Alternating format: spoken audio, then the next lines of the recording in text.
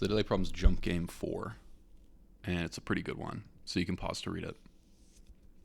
But the idea is you're at the 0th index. You're trying to get to the final index. You can do one of three things. You can move to the next index. You can move to the previous index if you're not at index 0. Or you can move to any other index with the same element. So here what we would want to do is say, hey, teleport to index 100, go backwards, and then from here teleport to the end. And it's kind of tough if you think about it, because you're like, well, how did you know to go backwards here? Okay, well, this is pretty quick, but who would have known that this wouldn't have been quicker? And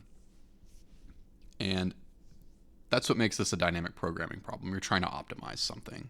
And all jump game problems are archetypal dynamic programming problems. They're brought up a lot when people talk about dynamic programming.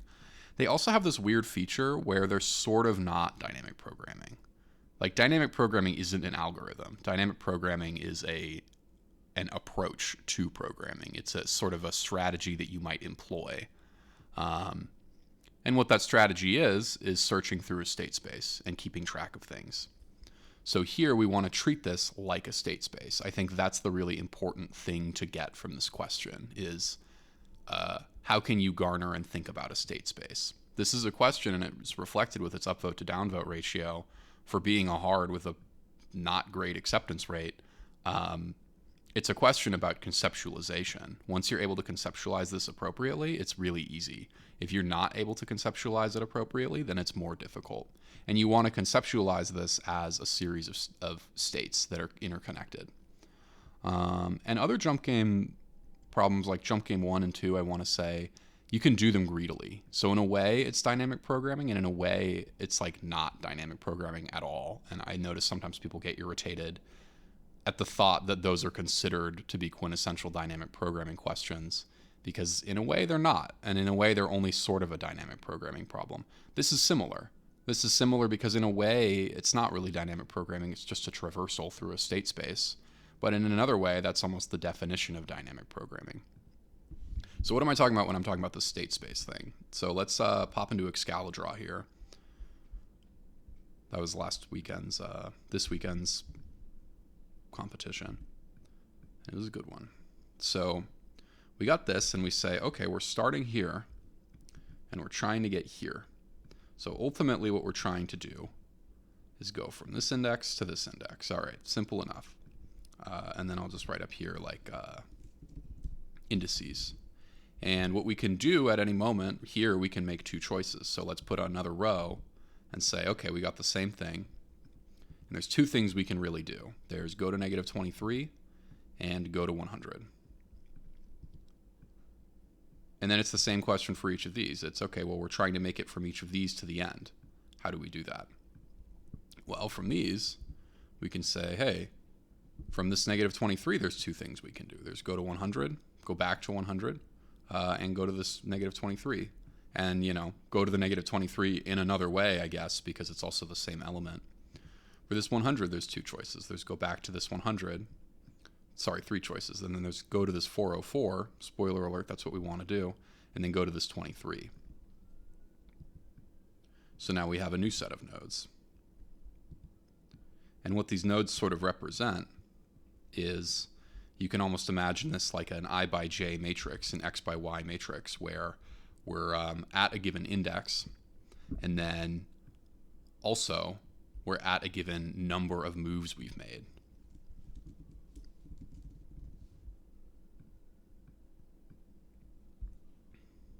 So let's go again. Let's say, okay, now we can get to those four. From this 100, we could go back to the negative 23. From this negative 23, we could go back to the negative 23. From this 404, we could go to 100 or to this negative 23 again. And then from this 23, we could go to this 23 or this 23 because it shares a value. And then finally, forgot one, from this 404, we can make it to the end. So let's write these all out, because I think visualizing things is often very important for conceptualizing things. It is for me. Hopefully I don't miss too many of these. This goes to this. This goes to this. This could also go to this now that I think about it. And we can see the further down these rows go, the more and more we can just reach everything from everything. This could also go to this. And this could go to this. And we found it. We've found, hey, we've reached 404 in 3 moves, right? 0, 1, 2, 3. And if we look, hey, it took us 3 moves. So how about that? This lowest row is the first row that we found of 404 is the answer. That's like, what's that row? And if we think about this, we can sort of actually just delete these and say, this is just a straight up graph that we're traversing through. This is a graph. We're trying to make it from this leftmost node, a leftmost node, to the moment we reach a rightmost node. And how do you do that? And how do you keep track of how long it takes? You perform a level order traversal. So we say, hey, it takes 1 move to get to these. It takes 2 moves to get to these, and then 3 to get to all of these. And one important thing we can do, and that you want to do with a level order traversal, is to say, we don't really want to go from this node to this node back to this node. And the way that we've represented this here is as a directed graph. But really here we know that there's actually a similarity. We actually don't want to go from this node to this node back to this node, because here this is represented as the same node further in time, but realistically it's the same node, and we could have moved it up there and done all that, represented it that way. But that's pretty much it. We can just breadth first search through until we make it to the end, and then we know that that's the shortest path. So that's what we're going to set up. First things first, we know that every single option can either be the one after or the one before. And then we also know you can go to something that shares the same element. So let's literally make an adjacency list for everything that shares the same element. And we'll use a default dict. That's probably the move. And then we say for I, X, and R, ADJ at X dot append I. So now we have our adjacency list done. Dead easy. And then let's get our breadth first search going. So we want to have a depth. We want to initialize it to 0 because, if the first element is the last element, then we didn't do anything when we return 0. And then we want to have a queue. So we'll say queue equals dec with 0 as the sole element. And then we're going to have something like while queue, blah, blah, blah. And then in the end, what do we want to return? Turns out it doesn't really matter because in a situation where, hey, can you make it to the end? If not, return -1, something like that, then we would want to have return -1. But here we can always just move forward 1. So the worst possible answer you could ever give is just going to be n. You could always just move forward 1 until you reach it.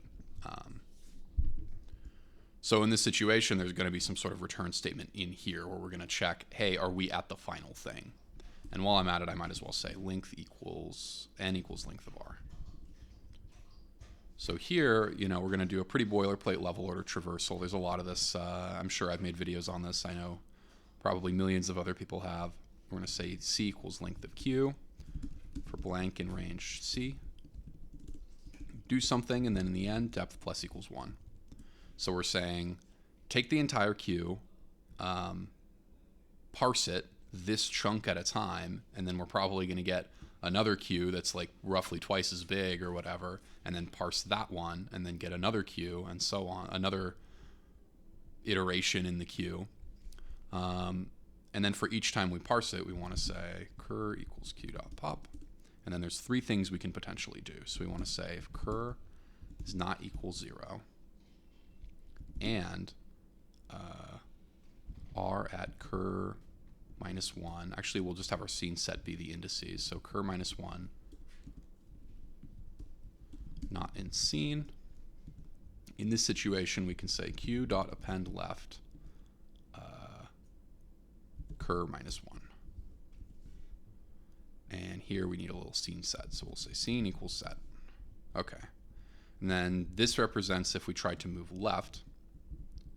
So we'll have the exact same thing, except we'll say if cur doesn't equal, we don't need this necessarily, but we'll say if cur plus 1 not in scene, cur dot append left cur, q dot append left cur plus 1.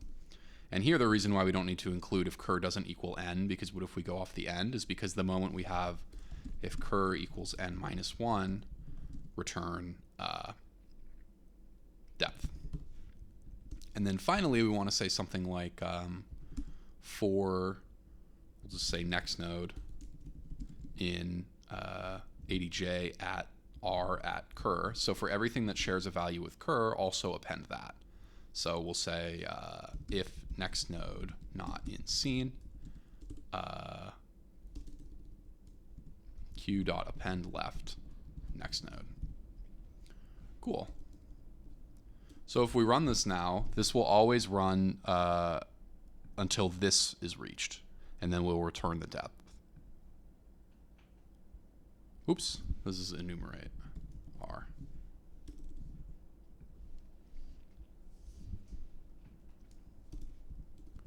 Couple spelling errors here. Okay, and this works. This straight up will always get the right answer. This will never go through, so we could just have this be while true. This will never happen, so we could just have this be whatever. It doesn't really matter. We'll have it be, I guess, 0 and q just to kind of, or -1, just for the sake of formatting. The one thing here, though, is if you imagine a scenario where every single one of these is the same. Every single element is the same. So if we have something like, nope, it's not any of this garbage anymore. It's just 1, 1, 1, 1, 1, 1, 1, 1, 1, 1, 1, 1.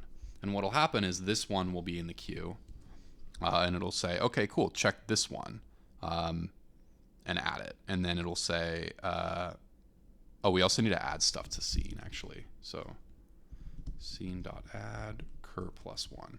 This actually is a huge speed optimization as well that I just forgot about. So then here we'll say scene.add next node. I knew I was forgetting something. These one line if statements seemed a little too trim. Okay. And this is great. This works great. We can see, well, it's not a little slow, 46 milliseconds. That's just something on their end. But it is a little slow, and I'll explain why. It's because you start out with this 1, and you say, hey, we can go here, add that to scene. And then we go, okay, now look at every other one, all of these. Well, this is in scene, so don't add it. All of these are not, though, so add all of these to the queue. And then the second time, we're looking at every single one of these ones. And this is the last one we're looking at, so we kind of have to parse everything else before we even get to that. And we could optimize for that, but that's not really the point I'm getting at here. The point I'm getting at is for this one, we say, is this in scene? Yes, so don't look at it. Is this in scene? Yes, so don't look at it. And then it looks at the adjacency list up here and says, okay, is this in scene? Yes. Is this in scene? Yes. Are all of these in scene? Yes. And even though we're avoiding going into those sub-problems that we've already solved, it doesn't matter, because just the fact that we have to check them in a situation like this means that for every single time we ever look at a 1, even if on paper it's optimizing by just saying, oh, we already saw this, so skip it. Just the fact that it's checking in order to skip means it's going through all n elements for each element, potentially. So in this situation, this is O of n squared, which is not good enough. That won't pass. So in that situation, what we can say is, hey, the moment we've seen 1, 1, we know for a fact that it will have added every other 1. So from then on, the moment we ever see a 1 again, just get rid of it. It doesn't matter. So what we can say is something like, just really simply like adj.pop r at cur. The moment that we, and we could say if r at cur in adj, I guess, just in case. So in this situation, then this first one will look at every other one, and then all these other ones will, yes, they'll unnecessarily look at the things next to them, but that's O of 1 checks, but they won't look at every other one as well. And we shaved off 7 milliseconds in theory. But in reality, you know, if there were 10 to the 5th times 5, 10 to the 4th times 5 ones, that's the difference between 10 to the 4th times 5 operations and 10 to the 8th times 25 operations, which is way too large. So that's how you do this problem. The reason why I say it's arguably dynamic programming and arguably not is because like this concept of identifying this state space as a graph and then trying to minimize your solution by predicating solutions to certain things on solutions to other things, that's dynamic programming. That's like the definition of dynamic programming if you're trying to be verbose. But in another way, we're not really necessarily like referencing what was the answer to this. There's not really any state relationship beyond just like, have we seen this? So in that way, this is just a straight up breadth first search. If we did a depth first search, then that would be a lot more akin to like tried and true vanilla dynamic programming, where you'd say, hey, what's the answer to this? Go all the way down until you find something. What's the answer to this? Go all the way down until you find something. But it turns out it's just unnecessary here. As far as optimizations past this, there's two things you could do. The first I mentioned, you could say, hey, instead of if cur equals n minus 1 return depth, you could just say here, like if any of these equal n minus 1, then do it that way. Then return depth plus 1. And then in the beginning, just say like if the length of array is 1, return 0. And in that situation, you're preventing, here I kind of outlined like, okay, from here you add all of these to the deck, all of these to the queue. And then you would look at this one, and then you would look at this one, and then this one, and so on. And this would be the last thing that you look at. This would prevent you that final level order traversal, because the moment you find it, you don't need to cover the last level. But that's a relatively minute optimization. The other optimization that would be much larger is if you had two concurrent breadth first searches at the same time, one from the beginning and one from the end, because you can think of a breadth first search as, especially a level order traversal like this, as a big concentric circle, like a big target on an archery or gun range or something. Like there's one circle and that's a certain distance away. There's another circle that's a certain distance away. There's another one that's a certain distance away. And here, it's not quite a circle at all. It's like not, but that's useful to think about it that way in the state space. And if we just keep making the circle bigger and bigger and bigger, the radius will be the length of the array, on the order of the length of the array at worst. Whereas if we started from here and started from here and waited until they touched, in that situation, each circle's radius is half of the length of the array. And it turns out the area of those two smaller circles is much less than the area of one large circle. That's one optimization you can always make with like breadth first search, or almost always make with breadth first search questions. But I'm not going to make it because I'm lazy. So if this was helpful, I think I'm not really going to cover anything that's not hard anymore, because the internet's pretty saturated with solutions to the easy ones, and they're not all that interesting. So yeah, see ya.